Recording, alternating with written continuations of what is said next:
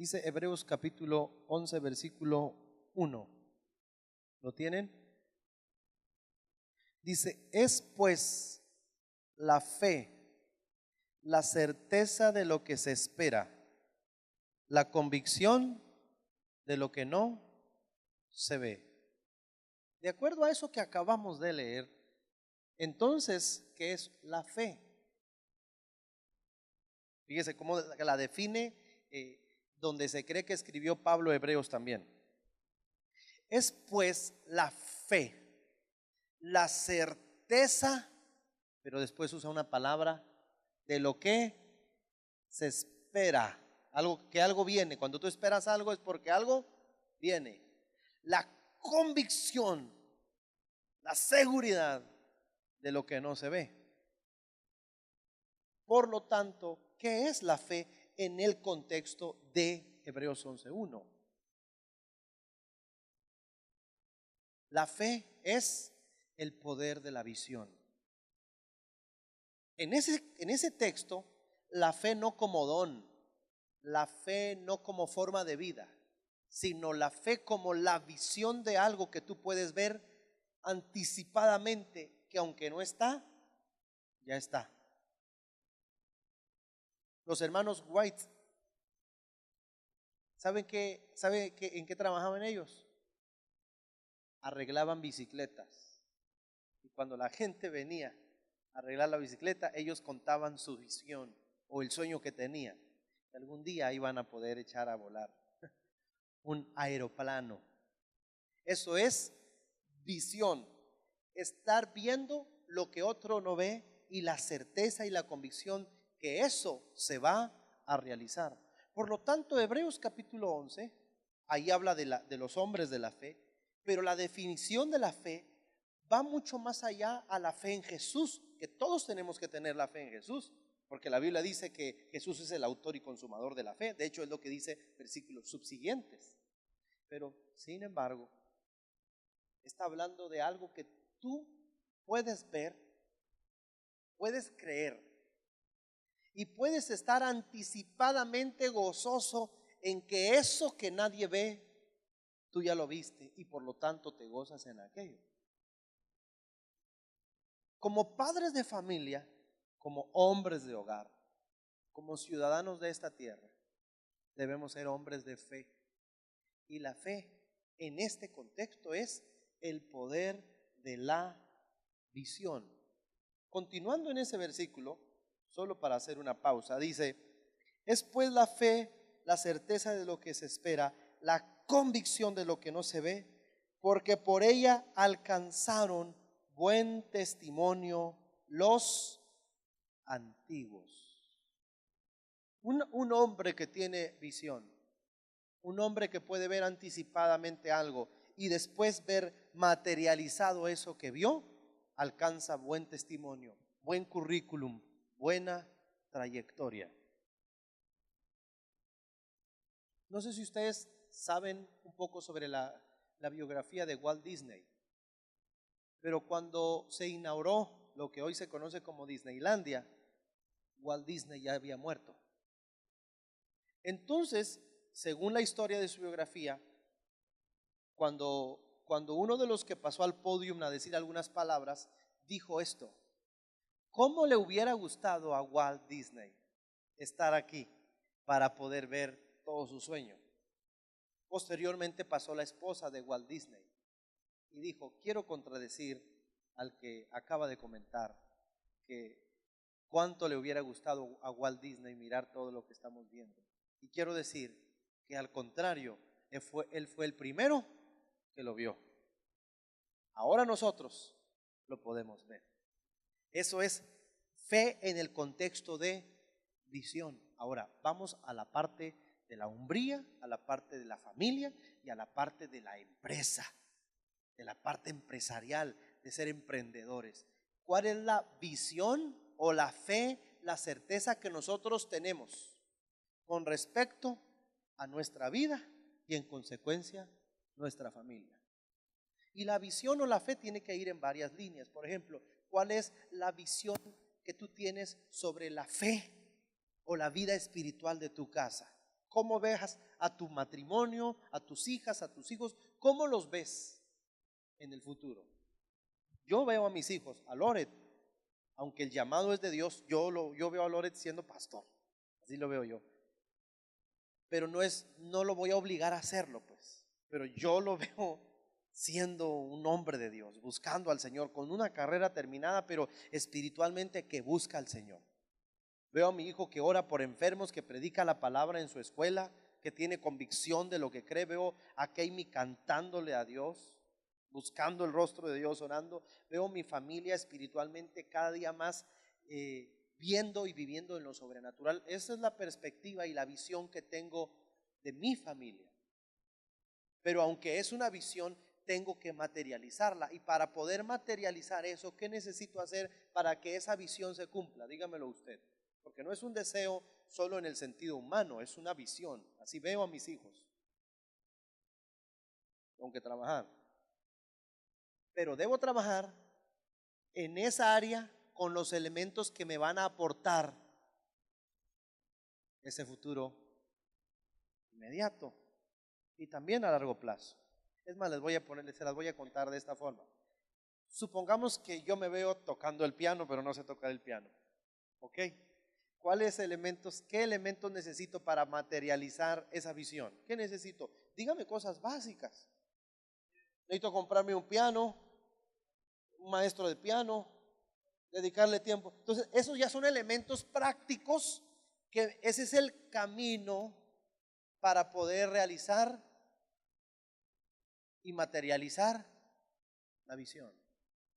Entonces, visión es lo que yo veo. Misión es lo que debo hacer para que se me materialice lo que yo vi. Así que la visión es importante, pero la misión es lo más importante.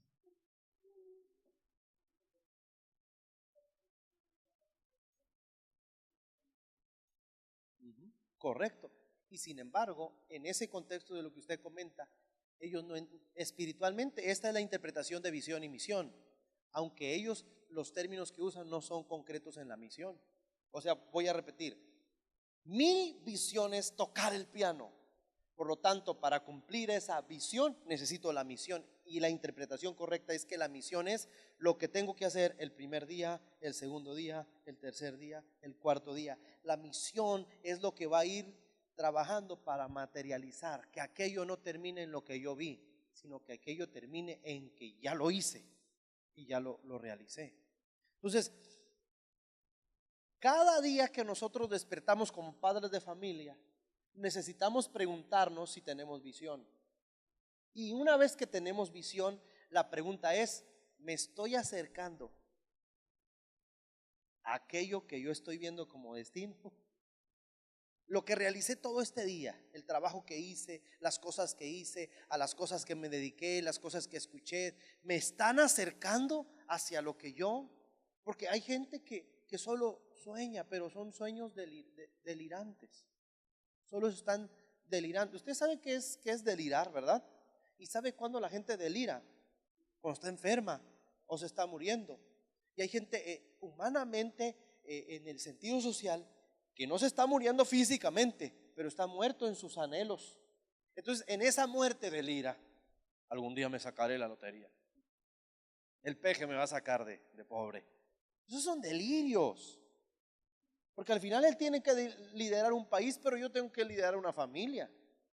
Y cada quien que sea líder de su propia casa.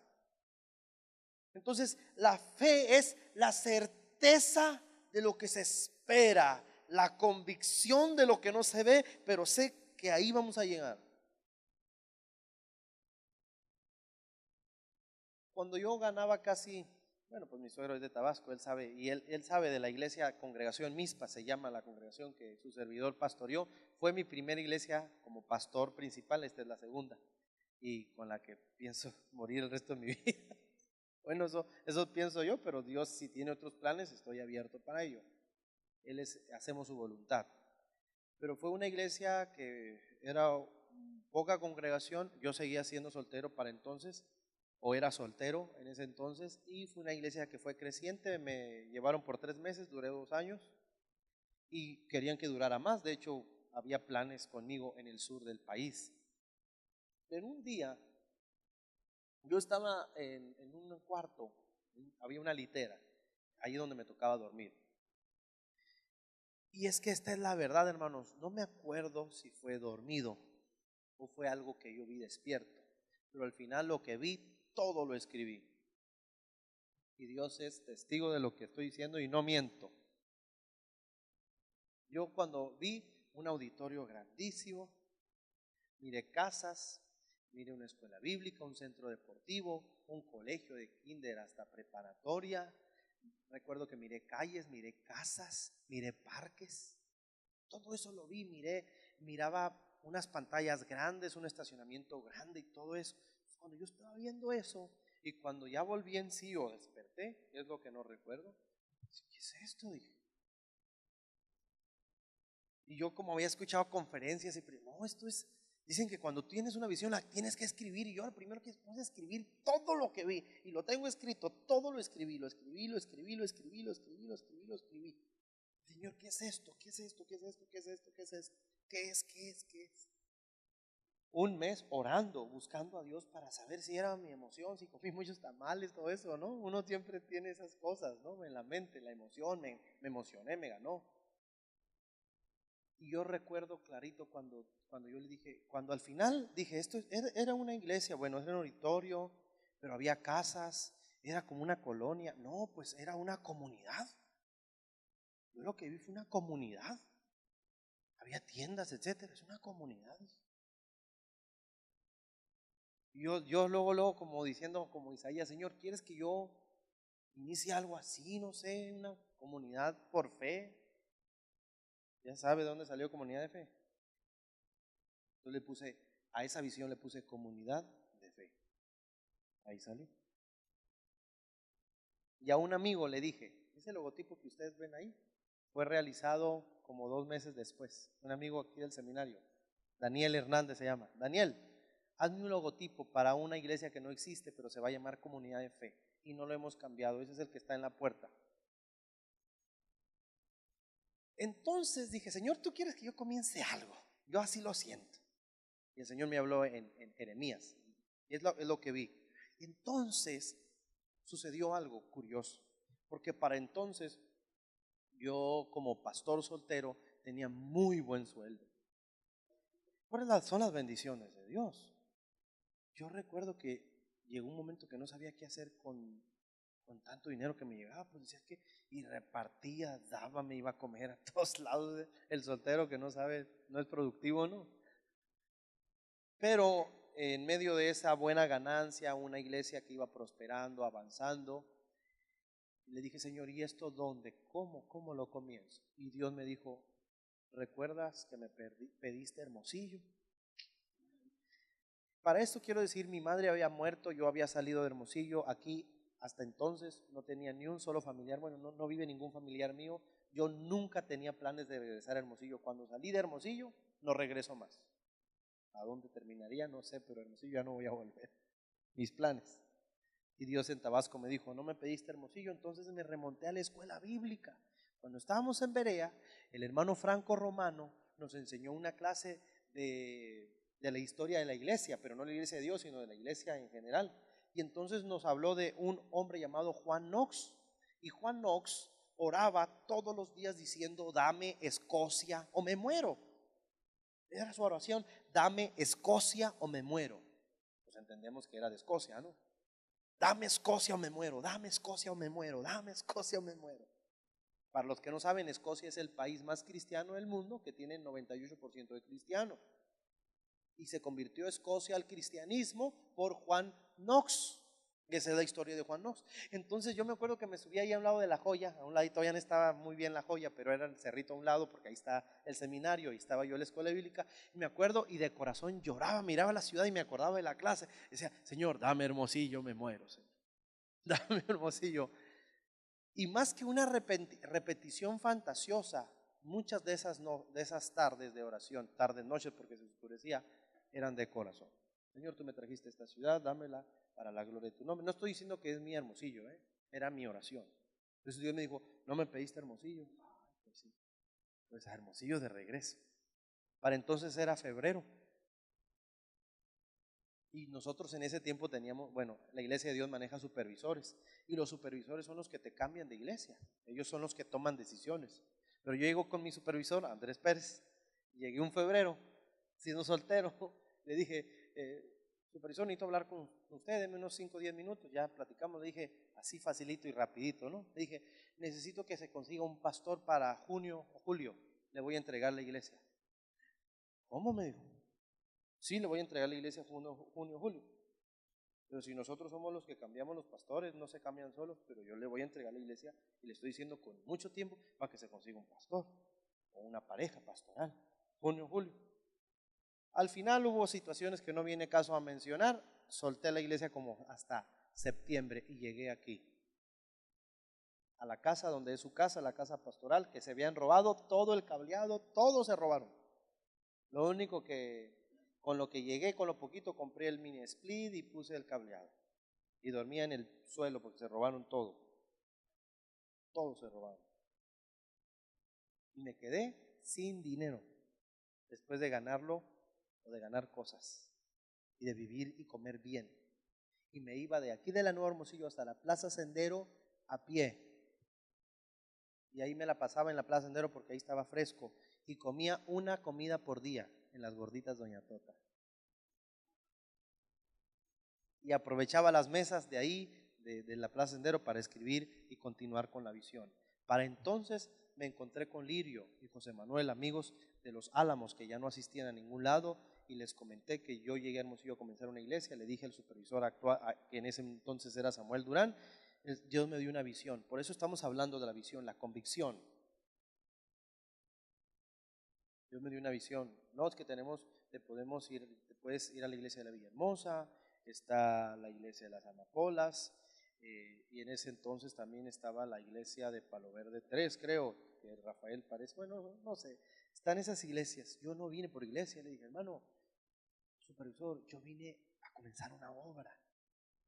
Ahora, déme la oportunidad de comenzarla para convencerme. Estoy convencido que Dios me dijo, pero igual y me emocioné. Si no se materializa, fue mi emoción. Pero déme la oportunidad de comenzar una. Hay 20 y tantas iglesias de Dios en la ciudad. Me dijo, va a ser una más. Pues aunque sea una más, Dios me dijo que comenzara una. Y se va a llamar Comunidad de Fe. Y ya tengo la casa donde voy a comenzar, en Las Lomas. Y voy a empezar con ellos 2 y 2 más. Somos 4. Pero necesito su bendición y su cobertura. Bueno, pues oro por ti, te bendigo, échale ganas.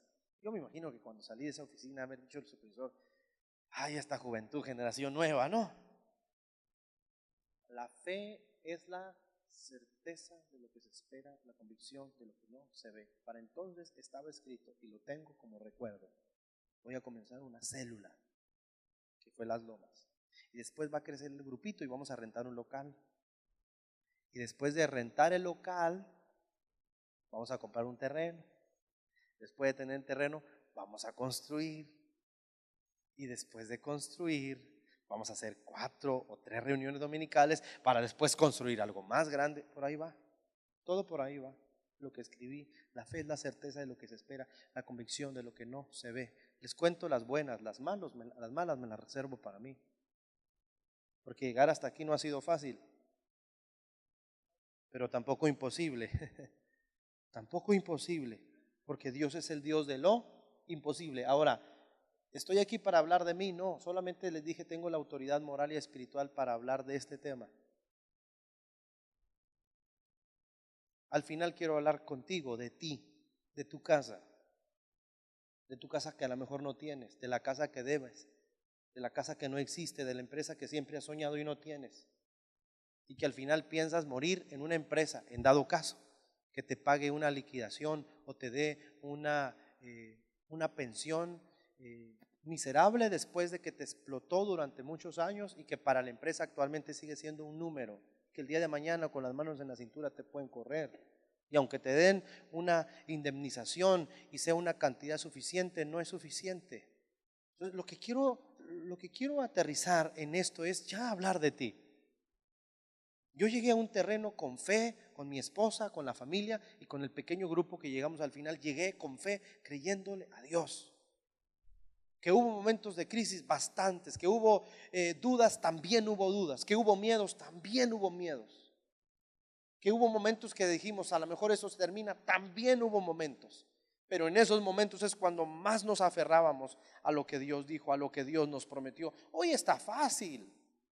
Hoy qué bendición, hoy tenemos instrumentos, hoy no tenemos que cargar nada, todo dejamos cerrado, tenemos el privilegio hasta de tener vigilantes, estamos construyendo.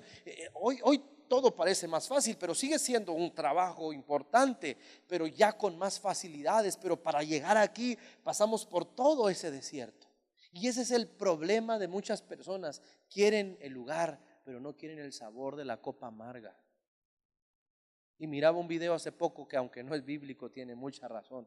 Ser emprendedor no es de cualquiera, ser empresario no es para cualquiera. Pero resulta que Dios a todos los hombres, sin excepción, nos dio la naturaleza de ser emprendedores. En nuestra naturaleza está la capacidad de proveer. Cuando Joaquín me dijo, yo me aburrí o me cansé, me harté de estar en una gasolinera, me dijiste, ¿verdad? Pues agarré y empecé a ver lo de las lavadoras. En 3 meses ya el hermano necesitaba más lavadoras. Pero fue un emprendimiento. Mis hermanos, no podemos pensar en que nuestra familia va a salir adelante si nosotros no tenemos una visión concreta de hacia dónde, con la ayuda de Dios, vamos a llevar a nuestra familia. Escucha el término que Jesús usaba con enfermos, aunque esa es una fe de milagros, pero escucha, decía, conforme a tu fe, le decía, se ha hecho. Conforme a la medida de tu fe. Por lo tanto, si la fe es la certeza de lo que se espera, la convicción de lo que no se ve, y Jesús dijo, si tuvieras fe como un grano de mostaza, le dirías a esa montaña, si tú la tuvieras con esa certeza y le dijeras, arráncate de aquí para allá, y se moverá o se arrancará, si tuvieras fe. Entonces, en ese sentido, hay personas, el mundo, la sociedad, la gente que te rodea, tus compañeros, amigos o familiares tienen un concepto muy humano que es ver para creer. Pero te cuento que aquí es al revés. Aquí primero crees para después verlo. Y la fe es algo que tú crees que nadie ve, pero tú ya viste. Sí.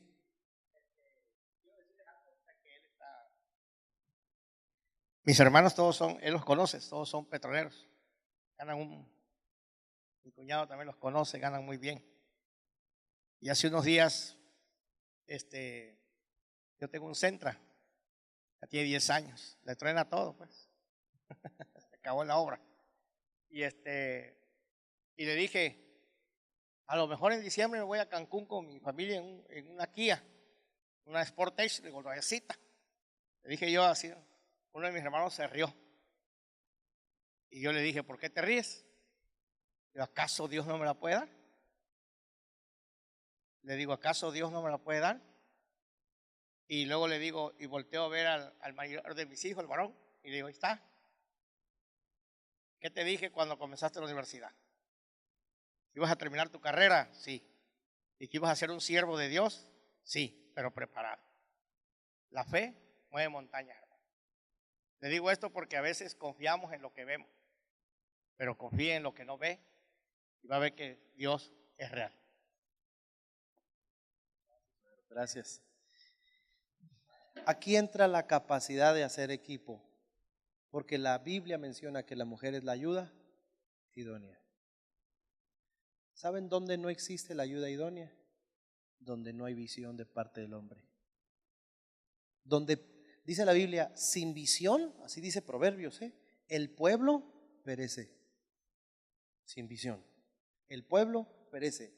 Interpretemos ese pueblo en el punto de la familia, la empresa, el matrimonio, los hijos. Sin visión, perecen. Si yo no le comento a mi esposa concretamente cuál es la visión, entonces ella no va a poder ser ayuda idónea de la visión. Y lo que va a tener ella es una confusión.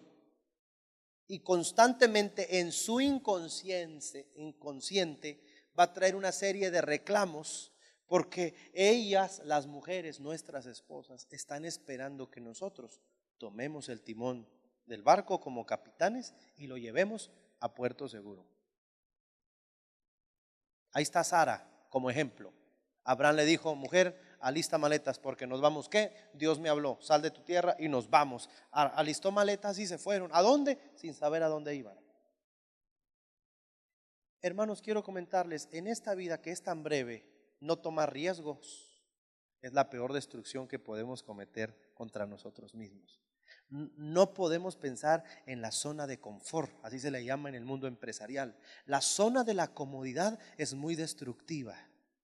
Con este poquito sueldo, y no quiero hablar solo en el contexto porque es dinero, en este poquito sueldo, en este cuartito conformado, ¿para qué mini split con un coolercito tenemos? ¿Para qué otro colchón para los chamacos con ese que aguanten aunque ya sean puros clavos los que salen? O sea, si nosotros no tenemos una visión clara hacia dónde vamos a llevar a nuestra familia, eso significa que nuestras esposas, en vez de ser la ayuda idónea, van a perjudicar nuestro proceder, porque ellas necesitan saber hacia dónde vamos.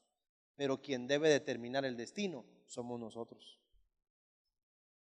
Ahora entendemos el problema que causamos cuando le preguntamos a nuestra mujer: ¿y qué hacemos? ¿Cómo no le puedo preguntar? O sea, sí le puedo preguntar a mi esposa: ¿y qué hacemos? Pero es la peor pregunta que puedo hacer, porque ella no puede decir hacia dónde vamos, sino debe ayudar para lograr el destino hacia donde el Señor me mostró que vamos. Cuando soltemos o soltamos la educación de nuestros hijos para que nuestra esposa sea la encargada, que ella se encargue de dar permisos, que ella se encargue de trabajar, que ella se encargue de ahorrar, que ella nos diga qué es lo que continúa, en ese momento ya perdimos nuestra noción de vida y de compromiso. Quiero que ustedes piensen, ya para ir aterrizando, en el 2019, hacia dónde vas a llevar a tu familia como hombre. No, es que yo voy a pedir la voluntad de Dios. No, ya la voluntad de Dios está que tú te pongas las pilas conmigo, juntos, cada quien en su frente, hombres al frente. ¿Hacia dónde vas a llevar a tu familia? ¿Qué negocio vas a comenzar? Que sea de Dios, divino, concretamente. Ponle nombre y fecha. Porque vean lo que dice Deuteronomios para nosotros que somos emprendedores. Vean Deuteronomio, bueno, el 8 y luego el 28. Vean primero lo que dice Deuteronomios 8.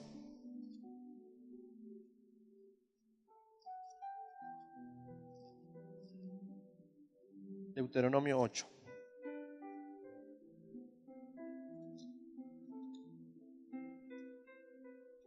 ¿Lo tienen?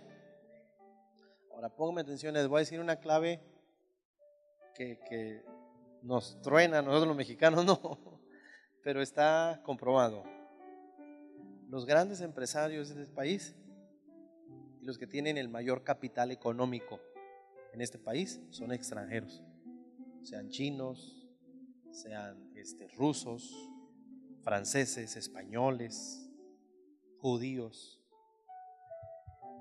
O sea, ellos vienen de otro país a un país que nosotros le podemos llamar sin oportunidades, y resulta que el extranjero encuentra grandes oportunidades, y después de 5, 6 o 7 años no solo tiene más de lo que el mexicano nominal promedio tiene, hablando de la clase media, sino lo supera. Hasta tiene trabajadores, sucursales. Llegan solo por una cosa. Perdón, es nuestra cultura, y no, yo sé que pues son pequeños aspectos que no podemos ignorar. El mexicano no es emprendedor. El mexicano es conformista, de lo que quiera, lo que me quiera pagar. El mexicano tiene otro aspecto. El mexicano no es perseverante en un lugar. Por eso si ustedes han tenido trabajadores, se los ha tocado en una empresa trabajar con gente, esos empleados los vas a tener 6 meses y ya no los vas a tener nuevos. No hay perseverancia, no hay lealtad, hay mucha pereza. Y además el mexicano es muy fiestero, para todo se inventa. En el mismo trabajo, que el cumpleaños de la fulanita, que el baby shower de y están en el trabajo, que en la recolecta de esto, que acá, y que el pastel porque el día de esto. todos estos aspectos, no, aunque no son espirituales netamente de la enseñanza que estoy hablando, son aspectos culturales que no podemos ignorar.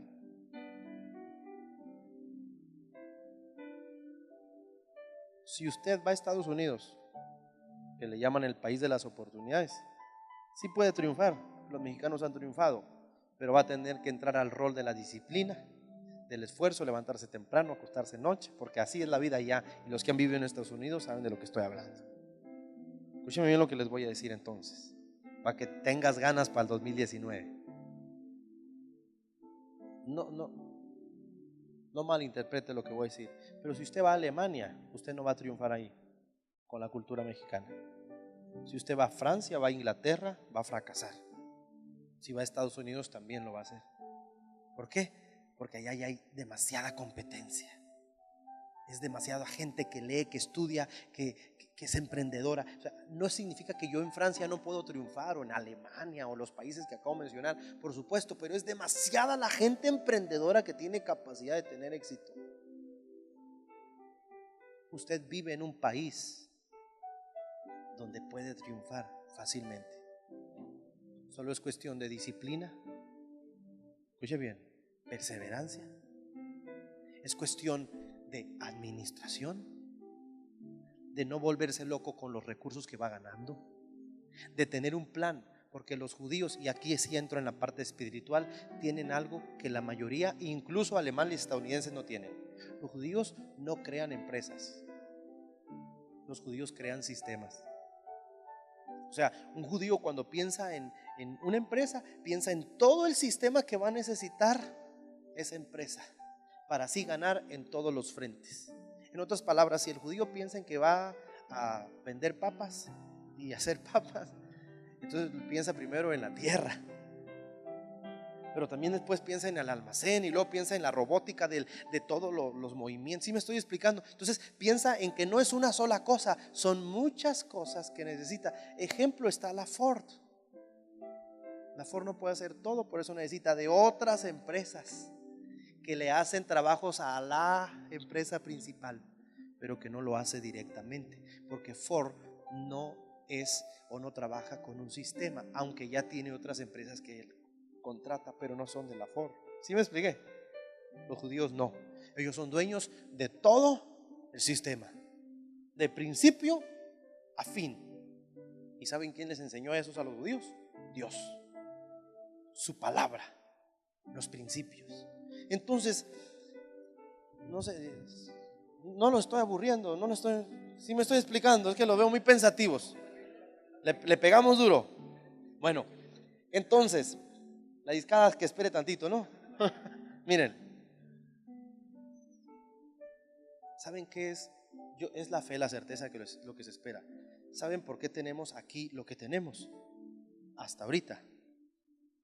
Yo lo digo con amor y como su padre espiritual, porque tuve un recurso que antes no tenía. Cuando miraba todo gris, ¿qué creen que hacía yo? Correr y buscar una comodidad mínima, pero comodidad al fin. Cuando llegó la crisis más fuerte fue cuando nos vendieron 2 terrenos aquí a un lado, cuando debíamos 80,000 pesos, hasta la copete nos llegó la deuda. Cuando se burlaban de mí allá donde pagamos los terrenos, decir, pastor, no exagere, quédese con 4 terrenos. Ellos mismos me decían, quédese con estos 4, hombre. Nosotros no los va a poder pagar. Y que yo sentado no sabía, en mi mente no sabía cómo, pero le decía, se lo vamos a pagar todos, le dije, en tiempo y forma. Yo no sabía ni cómo. Era perseverar, estar aquí. Y mi esposa casi saca a palazos a una señora que anda. Dice, me vale, dijo, esos terrenos son de nosotros. Vergüenza que los hayan vendido, ya somos propietarios nosotros. Mi esposa bien firme, ya la conocen ustedes. Perseverancia. La perseverancia. No corrimos, nos agarramos de Dios, seguimos confiando. Se va poca más gente, nos quedamos con menos gente. Perseverancia. Si tú lo dijiste, Señor, yo te creo. Perseverancia. Y el que persevera, es un dicho, alcanza. Si vas a comenzar algo en el 2019, primero ten la convicción de que eso se va a realizar. Pero no puedes abarcar todo. O sea, haz de cuenta que tienes que reunir a los tuyos, y son quien te manda a tener 10 hijos, ¿no? Decirles: mis hijos, este es el plan, este y este es el plan espiritual, este es el plan económico, este es el plan empresarial. Y a esto nos vamos a dedicar. Y para que cuando lleguemos deben saber que durante algunos meses, con la ayuda de Dios, Él nos va a proveer, pero pueden ser frijoles y arroz y tortillitas y eso. Así que aguántense, voy a comprar costales de papas para comer todo el mes. Pero sí me estoy explicando. Tienes que explicar la visión, pero decirles: pero para acá vamos y vamos a llegar. Así que es una decisión, no es una pregunta. Para allá vamos. Pero no quiero que en el barco me estén diciendo que nos vamos a hundir. O sea, quiero su apoyo. Mi amor, ya platicamos. Ese es el capitán. Para allá vamos. Y es comenzar. ¿Y qué vas a comenzar? Lo que sabes hacer, lo que conoces. O sea, si no sabes cortar el cabello, ¿cómo vas a poner una peluquería? Pero el hermano Mariano sabe cortar el cabello. Él sabe de gel, de peinados, de colores, de sabores, de corte.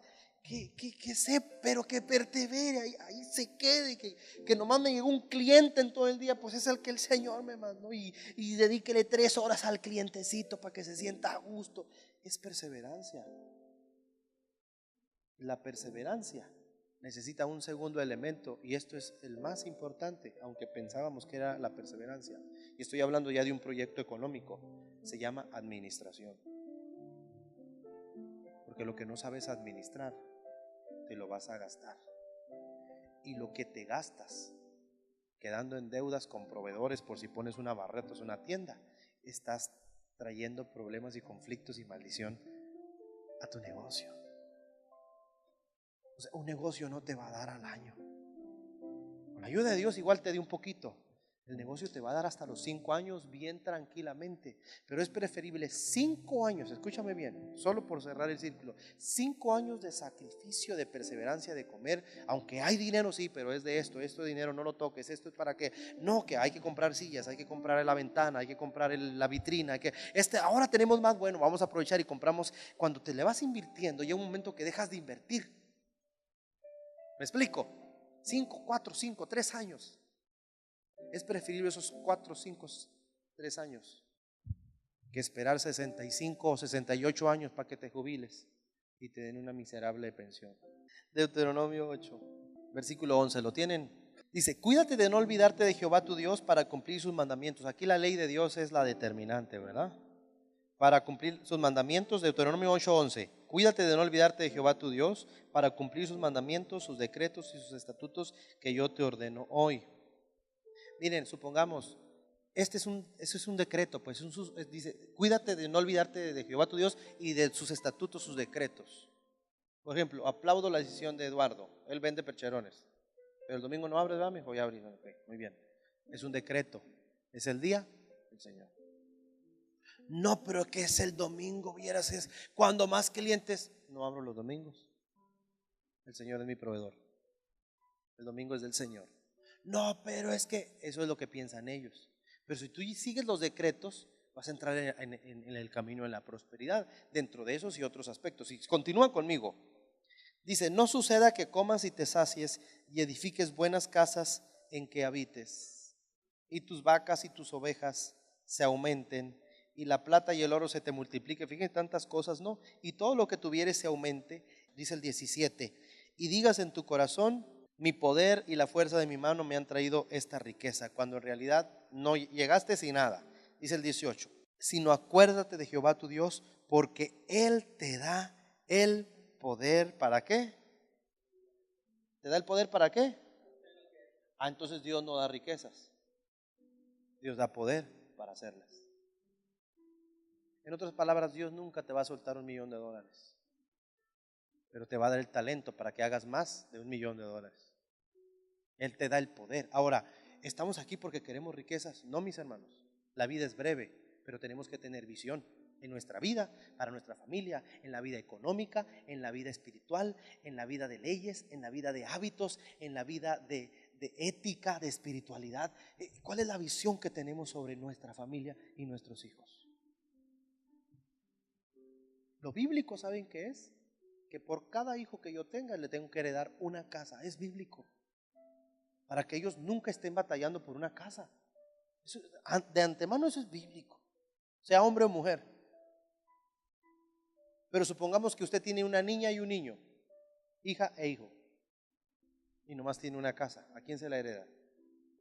Al hijo se le hereda. Al hijo, aunque sea el menor o el mayor, se le hereda al hijo, porque ella se va a conseguir un marido que le va a dar casa. Pero a mi hijo yo lo respaldo. Mi hijo cuando se case tiene su casa. ¿Sí me estoy explicando? Lo correcto sería darle una casa. O sea, al final nosotros necesitamos crear una herencia para que nuestra generación pueda continuar lo que nosotros comenzamos. Esto es, supongamos que tú tienes una carpintería. Ya termino con esto. Comenzaste porque tienes el talento de la carpintería. Entonces, no significa, mucha gente, es carpintero, es oficio. No, pero de la carpintería puede salir una mueblería. ¿Estamos de acuerdo?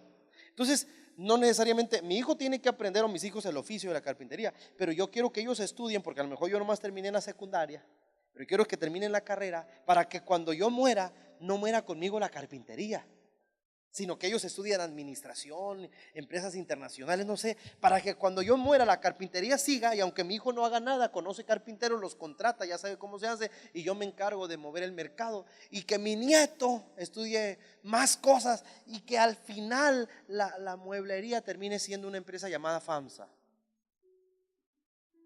Ese es el punto. Así prosperan las familias judías, basados en la Biblia. La última generación inicia en el último paso que dio la anterior. ¿Y cuál es el problema de la cultura en México? Siempre empezamos de cero. El nuevo gobierno quita todo lo que estaba porque nada servía. Todo de cero. Se muere el carpintero, se mueve la carpintería, muere el dentista, se mueve todo el consultorio, porque el hijo quiso estudiar otra cosa. Tenemos que cuidar la herencia.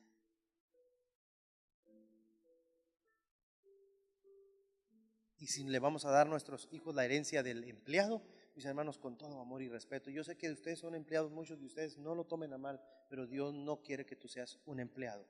Sé un empleado sabio, que te dé capital para que mañana tú seas el patrón. Porque la Biblia dice que Él nos da el poder para hacer las riquezas y que somos cabeza y no cola. Que vamos a estar por encima y nunca por debajo.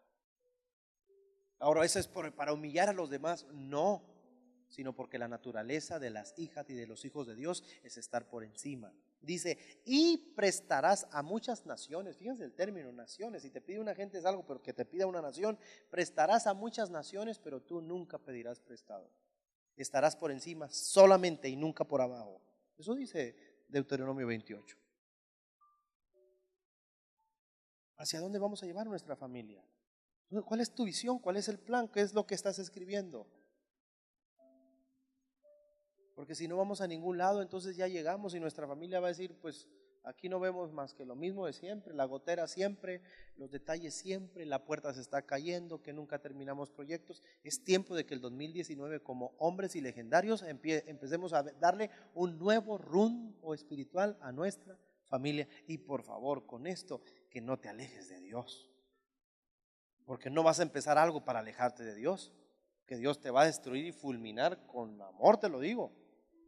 Que Dios no nos va a dar algo para alejarnos de Él, sino para que lo que hagamos, apliquemos todos sus leyes y todos sus mandamientos. Hay gente que dice, ay, a mí no estoy hablando de la prosperidad en el sentido estricto, pero hay gente que dice, ay, a mí no me gusta esa onda que la prosperidad. Ay, todo el mundo quiere ser próspero en esta vida. Yo no he escuchado a nadie que, Señor, dame mucha pobreza, me quiero morir de hambre para hacer tu voluntad. Eso no es bíblico. Eso más está diabólico, es una maldición. Yo no digo, hermanos, lleguemos en carros de lujos y démonos una vida de ricos. No, seamos sensatos, tengamos solvencia para nuestra familia. Pero para eso Dios nos da el poder, la fe, la certeza de lo que se espera, la convicción de lo que no se ve. Eso es visión. Y el hombre de fe es un hombre visionario. Visionario. ¿Sí me explico, hermano? Entonces imagina ya la iglesia llena, solo para que usted lo piense, porque a lo mejor lo ha pensado, pero se lo digo, yo no tengo problema en decirlo. La iglesia llena, 400 gentes, muchos diezmadores, mucha ofrenda. ¿Usted cree que yo me voy a quedar con todo ese dinero? Vamos a tener que seguir haciendo más cosas. Oye, imagínense una segunda reunión, una tercera reunión. Y la pregunta es, ¿y cómo comenzó? En una tierra con una lona. Yo no estoy aquí para volverme rico, pero sí para vivir bien para la gloria de Dios, mientras haga su perfecta y santa voluntad.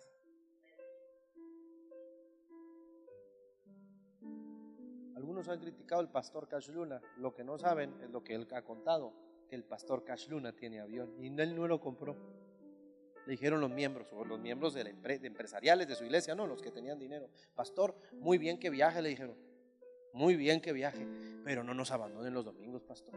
Ya nos pusimos de acuerdo aquí algunos, le vamos a comprar un avioncito para que predique donde quiera, pero el domingo aquí lo queremos. Y el pastor dijo, pues me dejo querer. Y yo digo, en comunidad de fe va a ser lo mismo. Estoy viendo a ver quién va de perdida en el Tren Maya, ¿no? No es vanidad, hermanos, es amor por la obra, cada quien en su justa dimensión. Pero hay una verdad, y ustedes díganme sí o no.